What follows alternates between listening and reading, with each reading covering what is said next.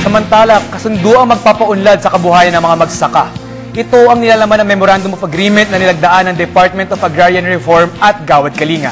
Ang kabuuan ng balita sa ulat ni Christine Zulueta. Ang paglagda ng kontrata sa pagitan ng Department of Agrarian Reform o DAR at Gawad Kalinga na ginanap sa The Enchanted Farm sa Angat, Bulacan ay tunay ngang mas magpapaigting sa layuning mapaunlad naman ang kabuhayan ng mga magsasaka o agrarian reform beneficiaries. Sa ilalim ng kasunduan ay bumuo sila ng makabagong sistema sa farming na una nilang paiiralin sa bayan ng Bulacan, habang ang The Enchanted Farm ng Gawad Kalinga naman ang magsisilbing sentro ng bentahan ng lahat ng mga produktong magmumula sa farm nito. Talagang suporta natin sa kanila is two steps yan eh. Una sa production side, pangalawa sa marketing side. This is the marketing side.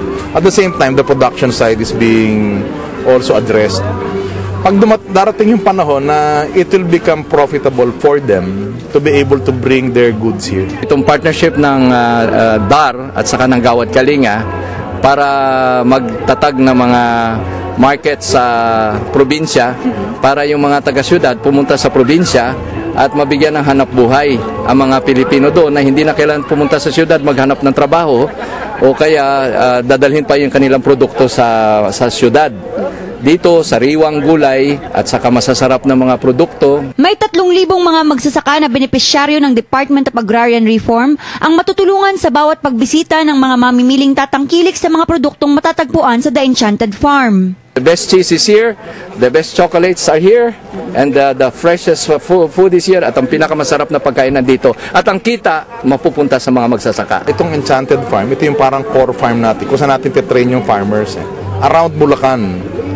So eventually, hindi na gobyerno mag-subsidize nitong mga ganitong markets. Sila na. Magiging independent to. Kasabay sa paglagda sa kasunduan ng DAR at GK, ginanap din ang ribbon cutting upang formal na ngang buksan para sa publiko ang The Enchanted Farm na may konseptong countryside fair at maaaring bisitahin ang naturang lugar sa Angat, Bulacan linggo-linggo. Ang parehong konsepto ng The Enchanted Farm ay ipatutupad din sa iba pang probinsya nang sa ganun ay maialis na sa kahirapan at mabigyan ng matiwasay na buhay ang masisipag nating mga magsasaka. Para sa Telebisyon ng Bayan, Christine Zulueta.